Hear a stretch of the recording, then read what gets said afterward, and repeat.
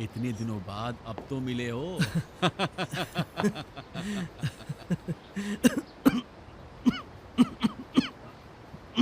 हमीद भाई ज्यादा टॉर्चर किया क्या? नहीं जनाब, कैसा टॉर्चर? एक कमरे में बुलाया और 2-3 सवाल पूछे। टॉर्चर जरूर नहीं कोड़े किया। भी मारे होंगे और छत से भी लटकाया होगा। जनाब यहाँ आइए। आने का शुक्रिया। सलाम। सलाम। लीजिए, मुंह मीठा कीजिए। खुदा हमेशा आपने खुशी क्यों दिखाए। जहमत की मुंजवी साहब? ऐसी कोई बात नहीं, ये मेरा फर्ज है। ये बहुत लीजिए। शुक्रिया, बहुत शुक्रिया। आप लीजिए।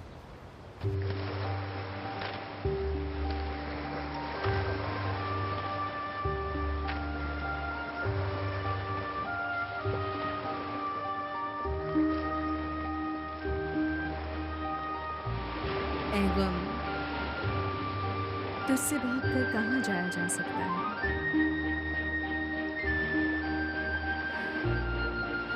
हर खलवत कदे में आखिर तू हमें ढूंढ ही लेगा।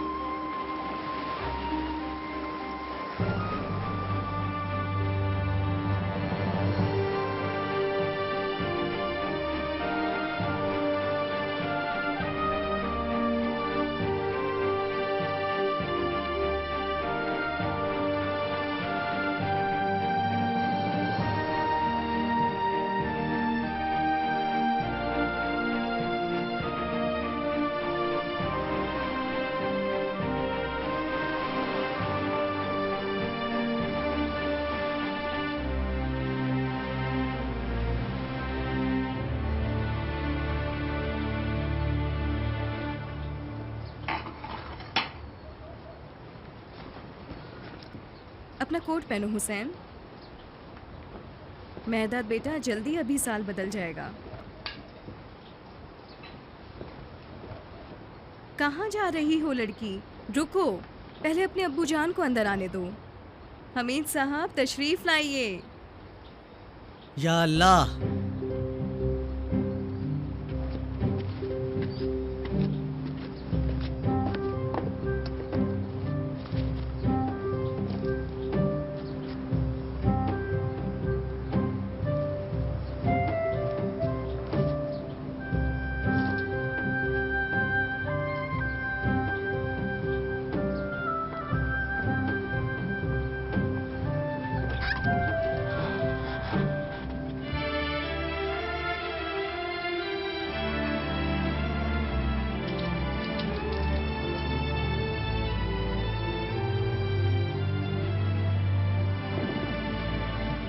बहुत मुबारक हो हुसैन बेटा, मेहरदाद बेटा। बहुत बहुत ईद मुबारक हो। अच्छा, तो अब ईदी की बारी है। बिस्मिल्लाहिर्रहमानिर्रहीम। सबसे पहले अपने बाबा की लाडली, ये हुसैन बेटे के लिए, शुक्रिया। मेहरदाद बेटे के लिए, मेहरदाद के लिए एक और ये बेगम के लिए। मुबारक हो बेगम। बच्चों, अपने हाथ ऊपर उठाओ और अपने वालिद की सलामती के लिए दुआ करो। ऐ खुदा, ऐ परवरदिगार, मैं तुझसे अपने बच्चों और शौहर की सलामती के अलावा कुछ नहीं चाहती। इलाही आमीन। मेहरदाद को 2 दी, हमें एक ही क्यों दी? इसलिए कि मेहरदाद तुम दोनों से बड़ा है। जब तुम बड़ी हो जाओगी तो तुम्हें भी डबल मिला करेगी। मेहरदाद, अपनी बहन और भाई के लिए फ्रूट छीलो। इधर आओ बहन, ये रही मेरी तरफ से तुम्हें ईदी। हुसैन, तुम भी आओ।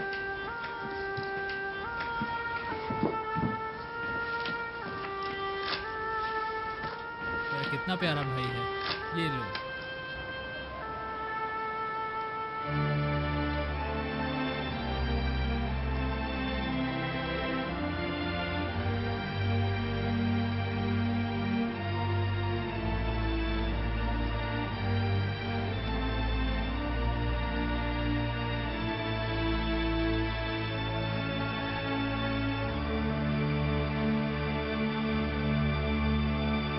डॉक्टरों ने ऐसा क्या कहा कि तुम इतनी परेशान हो? कहा कि तेहरान जाना होगा। डॉक्टर ने कहा कि अगर ट्यूमर का इलाज ना हुआ तो कैंसर हो सकता है। मुझे लगता है कि नौबत सर्जरी तक जाएगी। तो जाए। इतने लोग ऑपरेशन करवाते हैं, अगर दर्द ऑपरेशन से ठीक होता है तो जरूर करना चाहिए। हमें जल्द से जल्द तेहरान जाना होगा। अभी चंद दिन गुजरने दो, फिर चले जाएंगे। ठीक है, तो कल मुंसबी के घर चलते हैं। ईद की जरा एक मिनट मुबारकबाद रुको। दें। पहले अपना मुंह मीठा करो।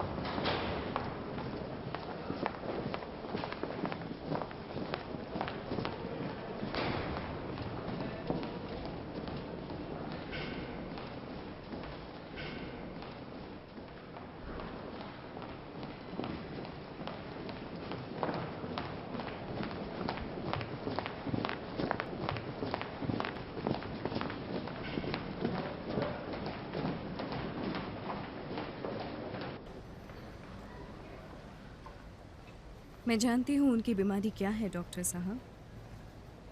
बस आप साफ साफ बता दें कि हमें क्या करना होगा। हकीकत यह है कि हमारे पास इस बीमारी के इलाज को जारी रखने के लिए मुल्क के अंदर ज़रूरी तिब्बी सहूलियात मौजूद नहीं हैं। मेरे ख्याल में बेहतरीन रास्ता यह है कि इनको इलाज और सर्जरी के लिए मुल्क से बाहर ले जाएं।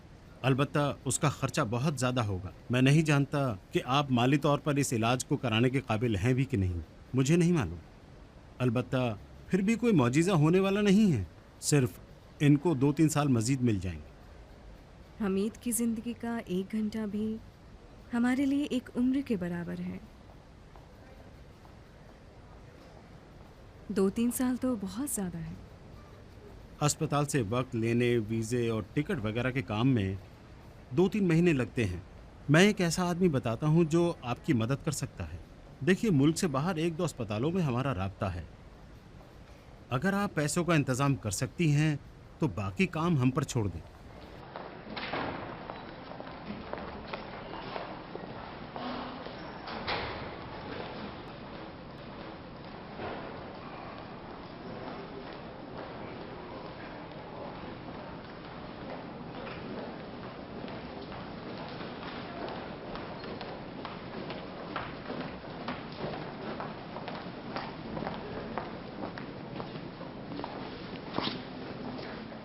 डॉक्टर ने क्या कहा?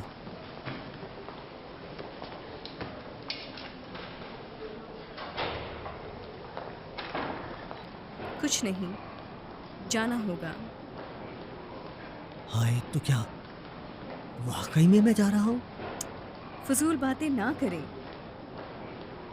हम दोनों को जाना होगा। कहाँ?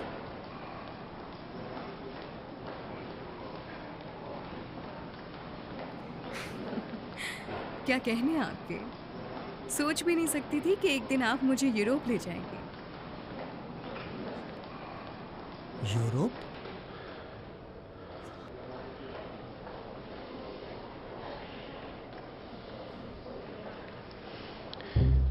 मेरी पैंट तो मैं पहनूं।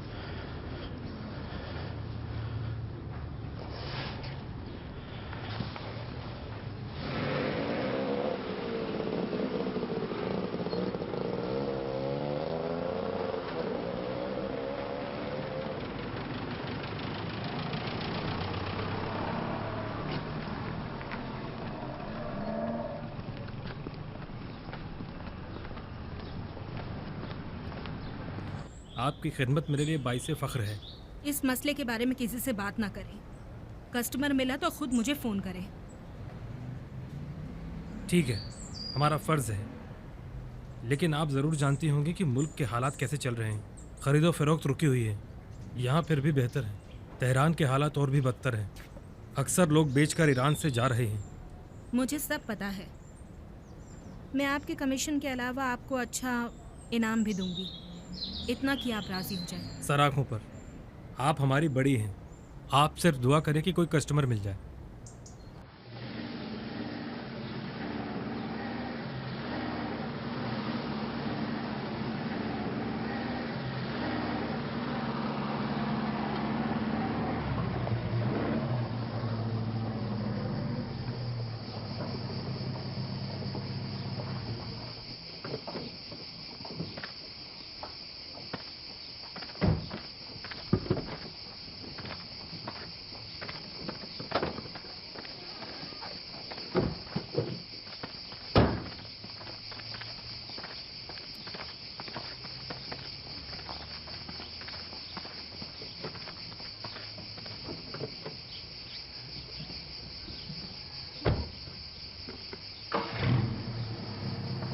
यूनिवर्सिटी पार्टियों के दरमियान मैदान जंग बनी हुई है। हर रोज क्लासों की छुट्टी होती है, स्टूडेंट मुजाहरों में शरीक होते हैं। यूनिवर्सिटी के आसपास इंटेलिजेंस वाले फैले हुए हैं। आपने क्या किया अम्मी, कुछ बेच पाई या नहीं? चंद प्रॉपर्टी डीलर्स से बात की है, कहा है कि मैं बाजार की कीमत से सस्ता बेचने पर तैयार हूँ। ये भी कहा कि खामोशी के साथ काम करें। कोई चोरी तो नहीं कर रही हैं, आप अपना ही माल बेच रही हैं ना। उस जमाने में इंजीनियर कहते थे कि दादा जान जिंदा हैं इसलिए कोई नहीं खरीद रहा, लेकिन अब क्या है? अब आप किससे डर रही हैं? किसी से नहीं। आप समझदार खातून हैं अम्मी जान। अब तक तो आप समझ गई होंगी कि कोई साजिश चल रही है कि कस्टमर आखिरी मरहले में पीछे हट जाते हैं। बेहतर है तुम इन कामों से काम ना रखो। आपके पास वक्त नहीं है अम्मी जान, अभी भी बहुत देर हो चुकी है। कल मैं अमरीका नाना जान से बात कर रही थी, कह रहे थे कि अपनी अम्मी को समझाओ कि जल्दी जल्दी काम निपटाएं। आप कारखाने का क्या करना चाहती हैं? इफ्तिताह में चंद ही दिन रह गए हैं। मुझे पहले से ही ये आदमी अच्छा नहीं लगता था। उसने हमारे आसपास ऐसा जाल बुना है कि हम नहीं निकल सकते, मगर ये कि वो खुद कोई प्लानिंग करे और हमें आज़ाद कर दे। मैं इतनी बेवकूफ़ नहीं हूँ जितना तुम समझ रही हो बेटी। आज कचहरी गई थी, रिंग रोड के ज़मीनों के कागजात निकलवाए हैं, पक्के कागजात इंजीनियर की मदद से बनवाए हैं। अब उसे आसानी से दुगनी कीमत पर बेच सकते हैं। डीलर से कह दिया है कि पिछले कस्टमर को ढूंढ निकाले। इन हालात में अगर ज़मीन को पक्के कागजात के साथ पिछली कीमत पर फ़रोख्त करना चाहें तो फ़ौरन ख़रीद लेंगे। तो फिर इंजीनियर को भनक ना लगने दें। ये नहीं हो सकता, मामला होने के बाद उसे बता दूंगी। लेकिन आपको इंजीनियर पर शक है ना? उन पर क्यों शक करूंगी? इंजीनियर नहीं चाहते कि आप कुछ बेचें। इस अरसे में हमने बहुत कुछ बेचा है। लेकिन इंजीनियर की मर्जी से। सारा पैसा कारखाने में लग गया। आपने जितना लोन लिया है सब इंजीनियर की जेब में गया। कारखाने के लिए। लेकिन इंजीनियर इस अरसे में बहुत मालदार बन गए हैं। ये पैसा कहाँ से लाए हैं? हमने पहले तय कर लिया था। उसने अपने हिस्से पर काम किया, मुझे नफ़ा पहुंचाया, अपना मुनाफा लिया। लेकिन जो नफ़ा आपको हुआ वो कारखाने में डाल दिया और अपने मुनाफे से सरमायाकारी की। मैं अब बच्ची नहीं रही अम्मी, सब समझती हूँ। जानती हूँ इस मुद्दत में उस आदमी ने आपके साथ क्या किया। अदब से बात करो सीमा, वो मर्द अब भी मेरे शौहर हैं। कहीं जाना नहीं।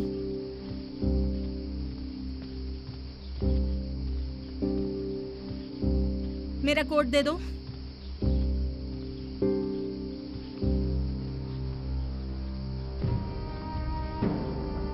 मैं और इंजीनियर कारखाने जा रहे हैं।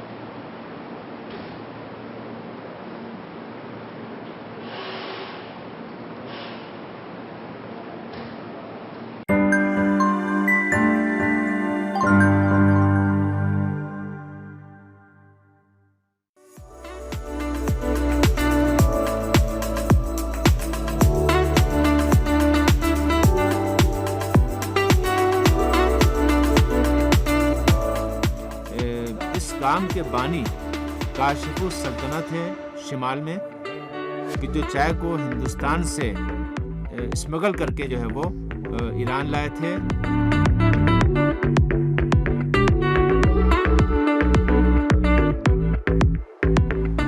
हमारा गज एक वक्त था कि इस्फहान के गज को बहुत खरीदते थे। सिर्फ हम थे दो और गज बेचने वालों के साथ इस्फहान में चौथा कोई नहीं था।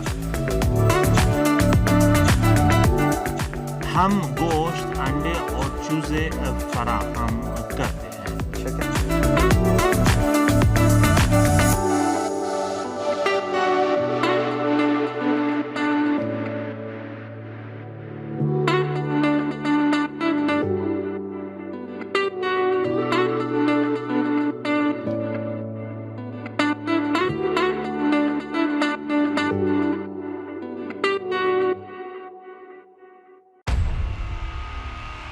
सीरियल मिक्स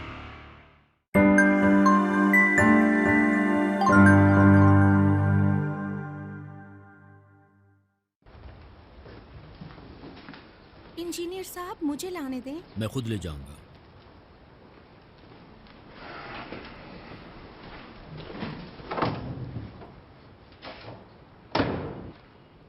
मुबारक हो बेगम, इतने सालों के बाद आखिरकार कामयाब हो गए।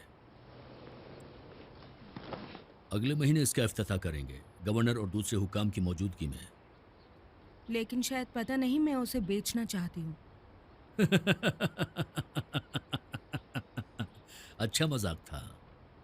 तीरदाद, आपने क्यों आंखें बंद कर ली हैं और मुल्क के हालात को नहीं समझ रहे? सब सरमाएदार अपने सरमाए को डॉलर्स में तब्दील करके ईरान से जा रहे हैं। इत्तफाकन इसी बिना पर हमें न सिर्फ ये कि अपना सरमाया बचाना होगा और कुछ नहीं बेचना होगा, बल्कि मजीद खरीदना होगा। वो गलत समझ रहे हैं। इस हुकूमत को कोई नहीं हिला सकता। मुझे सब कुछ मालूम है।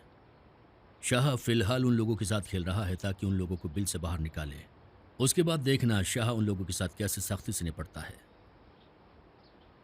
अगर इरादा कर ले तो 24 घंटे के अंदर सबको जेल में डालकर हंगामा खामोश कर दे। तुम समझ क्यों नहीं रही हो? हमारे पास दुनिया की सबसे मजबूत इंटेलिजेंस है। फौज पूरे मशरिकी वस्ती पर कब्जा कर सकती है। तुम्हें किस चीज का डर है? डरने वाले हार जाते हैं। ये खरीदने का टाइम है, समझिए या नहीं? देखो गतायूं, मैं इस बारे में मजीद बहस नहीं करना चाहता। लेकिन मैंने सब कुछ बेचने के लिए रख दिया है। अखबार में इश्तिहार भी दे दिया है, कारखाने के बेचने का इश्तिहार भी दिया है। कल के अखबार में पढ़ सकते हैं। दिमाग ठीक है तुम्हारा? ये क्या कह रहे हैं तीरदाद? ये तुमने क्या किया?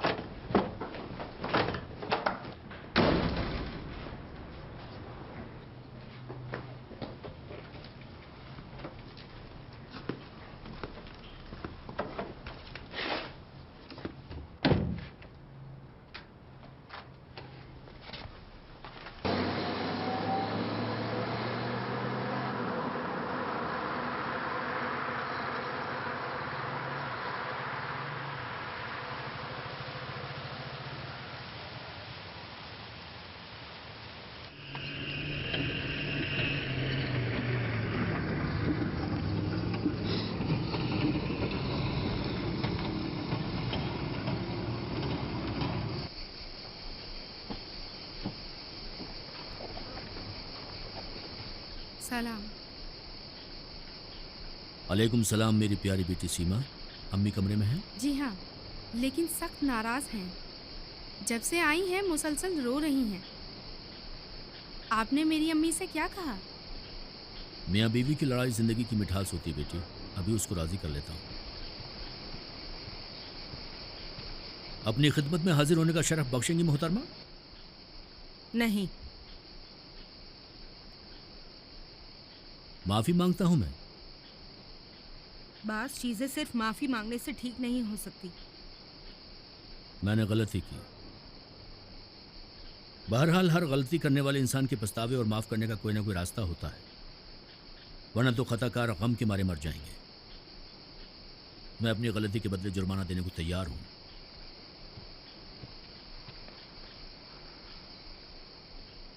आपकी सजा यह है कि मेरी मदद करें कि सब चीज़ों को जल्द से जल्द बेचें और दोनों ईरान से निकल जाएं। मैं नहीं चाहूंगा, लेकिन तुम्हारा मुंतजिर रहूंगा। तुम जाओ, जितने साल रहना चाहती हो रहो, फिर वापस आ जाओ। मैं इंतजार करूंगा। तुम्हारी जायदाद का भी ख्याल रखूंगा। अगर मुझसे प्यार करते हैं तो हमारे साथ आएं। नहीं, चूंकि प्यार करता हूं इसलिए नहीं चाहूंगा। आपको अल्फाज की हेरा फेरी खूब आती है। मेरी इतनी बेइज्जती मत करो। हमने कब आपकी बेइज्जती की है? कहीं खान का इंतकाम हमसे तो नहीं ले रहे हैं?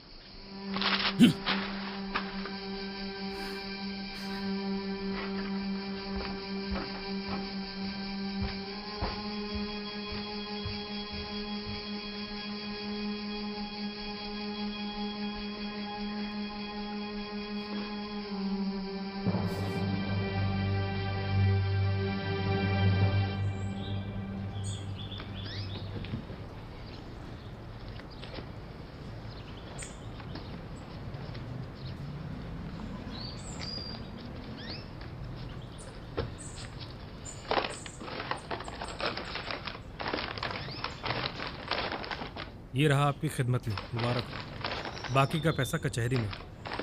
लीजिए, यहाँ दस्तखत कीजिए मेहरबानी करके। यहाँ आप भी जहमत कीजिए। यहाँ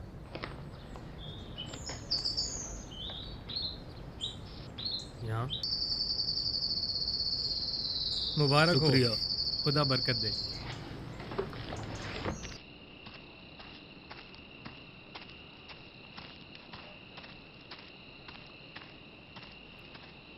रिंग रोड के नज़दीक वाली ज़मीनों के लिए कस्टमर ढूंढ चुकी हूँ।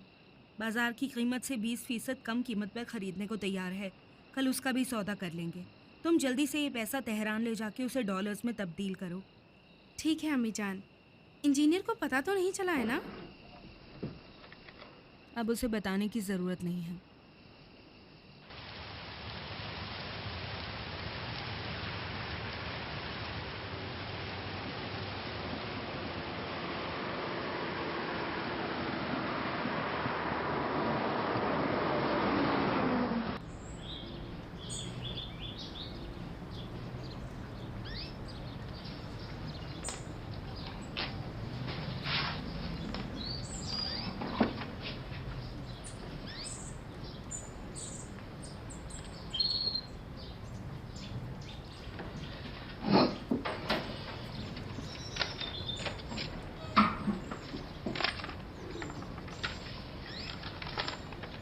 ये आपकी खिदमत में। बाकी 50% पेपर ट्रांसफ़र के बाद। ये लीजिए। कागजात तैयार होने और कचहरी जाने में कितना टाइम लगेगा? मैं 2-3 दिन में कागजात और ट्रांसफ़र का काम कर दूंगा। पैसे से सब आसान हो जाता है मोहतरमा। जी फरमाइए। सलाम। वाह वाह इंजीनियर साहब। जी आपकी खिदमत में हाजिर हूँ। ठीक है, आपके आने तक रुकते हैं। जी बहुत बेहतर। जी फ़ोन लिए हूँ। सलाम जनाब। जी जी मैं समझ रहा हूँ जनाब। जी जी उन्हें बता दूंगा।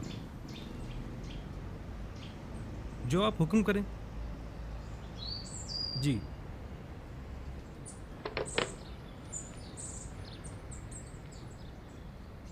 कुछ मसला पेश आ गया है मोहतरमा। क्या मसला? वो अभी इंजीनियर साहब आकर बताएंगे आपको। कौन से इंजीनियर? आपके शौहर। तीरदाद? उनको कैसे पता चला? उनके हाथ बहुत लंबे हैं मैडम। इंजीनियर का इस मामले से कोई ताल्लुक नहीं। देखिए जनाब, ये ज़मीन मेरे नाम है। ज़मीन की मालिक मैं हूँ।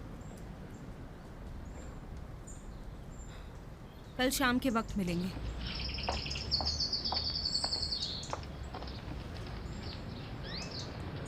ये लीजिए। शुक्रिया।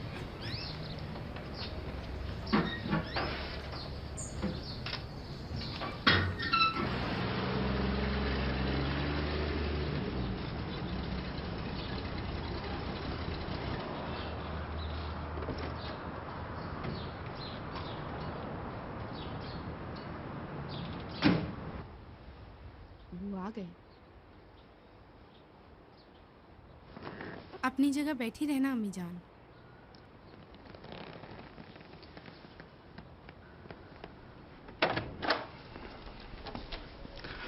सलाम। डीलर ने बताया कि तुम दफ्तर आ रही हो। सलाम बेटी। सलाम।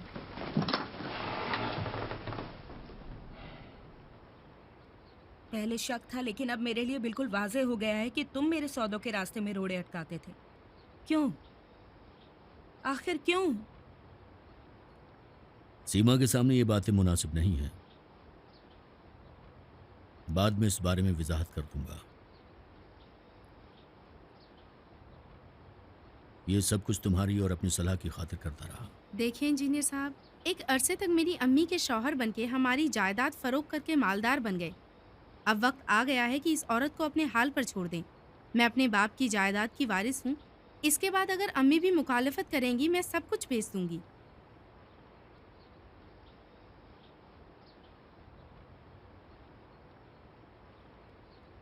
लगता है माँ बेटी ने खूब सोचकर फैसला भी कर लिया है। ठीक है, सब कुछ बेच दें, लेकिन गैरों को क्यों? मुझे बेचें। तुमको? ठीक है, तो इतने सालों तक तुम इसी दिन का इंतजार करते रहे। हम यहाँ तक साथ चले हैं, इसके बाद हम क्यों ना साथ चलें? क्योंकि हम साथ ताउन करने पर मजबूर हैं। हमें एक दूसरे की ज़िंदगी के राज मालूम है। हमारे पास दस्तावेज़ात और गवाह मौजूद हैं। उनमें से एक यही अकबर, रहमत और तैमूर हैं। मैं नहीं जानता कि तुमने तैमूर का मुंह कैसे बंद किया, लेकिन मैंने अकबर और रहमत को बहुत कुछ दिया है। तुम्हारे ख्याल में मैंने कारखाने की मैनेजमेंट क्यों अकबर को सौंपी? क्यों? क्यों? सीमा को बताने की जरूरत नहीं है। इसलिए कह रहा हूं कि सीमा के सामने ये बातें मुनासिब नहीं है। लेकिन मैं सब कुछ जानना चाहती हूँ। क्यों इंजीनियर साहब?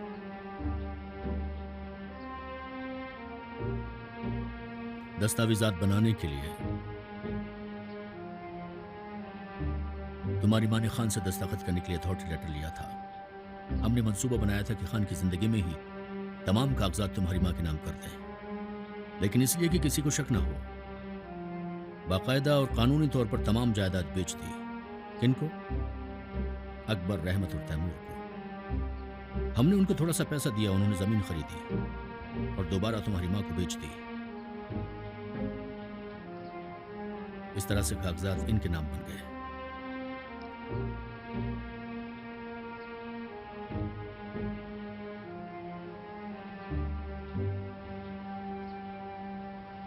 ये सब काम तुम लोगों के लिए था। मुझे इस बात की फिक्र थी कोई लड़का आए और तुम्हारी जगह ले ले। आपने तो कहा था कि खान ने सारी जायदाद आपके नाम कर दी है। खान ने मुझे बेचने की अथॉरिटी दी थी।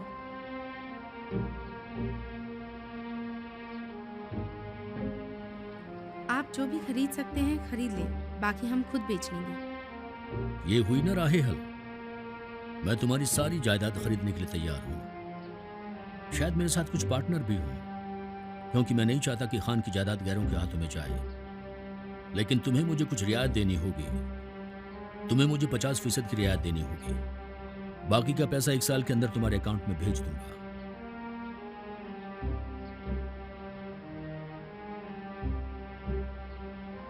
बताइए, मैं तुम्हारे साथ अपनी मोहब्बत की इस बात के लिए अपनी तमाम कमाई का 20% हिस्सा तुम्हारे नाम कर दूंगा, अलग रख दूंगा, ताकि अगर किस दिन पछता के वापस आ जाओ तो तुम्हारे पास कुछ तो हाथ में हो। इंजीनियर साहब, हमें आपकी हमदर्दी की जरूरत नहीं है। ये हमारी अपनी जायदाद है जिससे आपने खूब मुनाफा कमाया है। अब हमने बेचने का फैसला किया है और बेच के रहेंगे। उठिए अम्मी, चलते हैं। लेकिन तुम ये जानती हो कि मैं तुम्हें ये करने नहीं दूंगा। जहां भी जाओगी बंद दरवाजे से टकराओगी। आप तमाम दरवाजे बंद कर दें। आज के बाद हम उनको खोलना जानते हैं। मैं जनरल से मिलने रश जा रही हूँ। मेरे ख्याल से वो हमें अब तक नहीं भूले होंगे। लेकिन मेरे पास तुम्हारे खिलाफ दस्तावेज हैं, ऐसे दस्तावेज जो तुम्हारे लिए कानूनी मुश्किलात पैदा कर सकते हैं। जैसे कि जाली कागजात बनाने की बात। मसलन कैसे दस्तावेज? मसलन यही अकबर और रहमत, मैंने उसी वक्त उनसे इकरारनामा ले लिया था। कैसा इकरारनामा? उन्होंने इकरार किया है कि तुमने उनको रिश्वत दी ताकि अपनी जायदाद उनको बेचकर चंद हफ्ते बाद दोबारा खरीद सको।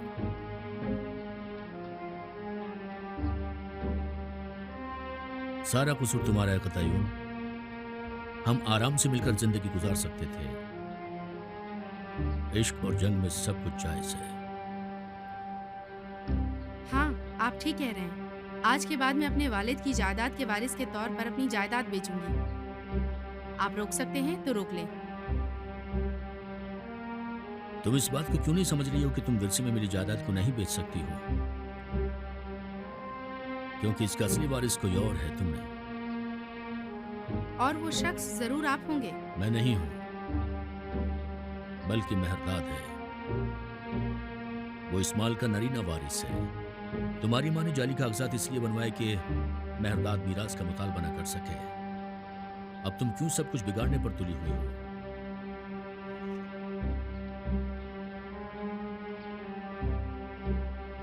अगर मेहरदाद की बात बीच में आई तो हिस्से और तकसीम की बात आएगी। अखबारों में इश्तहार और दूसरे 1000 मसाइल पैदा हो जाएंगे। इसलिए तुम जो जल्दी में हो, तुम्हें कुछ नहीं मिलेगा। लेकिन मैं तुमको नकद पैसा दे रहा हूं, 20% नकद।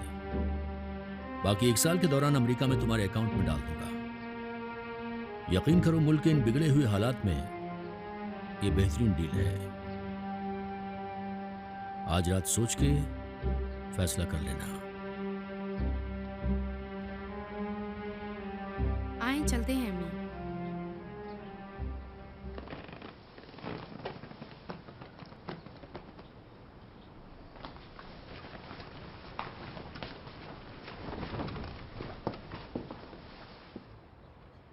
मैंने फैसला कर लिया है। मैंने इतनी गंदगी फैलाई है कि उसे जितना हिलाएंगे उसकी बदबू बढ़ती जाएगी।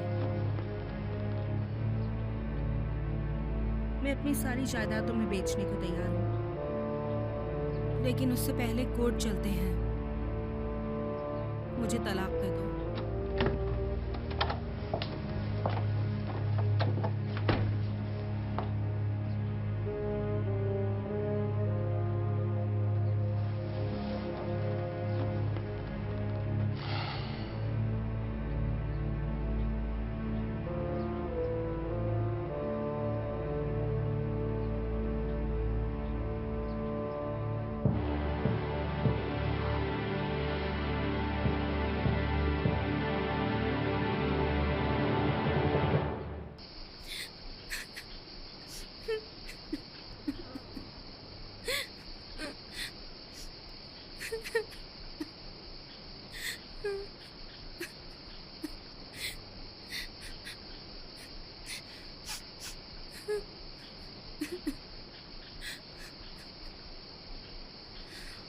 रो नहीं बेटी, मैं इंजीनियर को तुम्हारे बाप की जायदाद इतनी आसानी से हड़पने नहीं दूंगी। उसका मुकाबला करूंगी।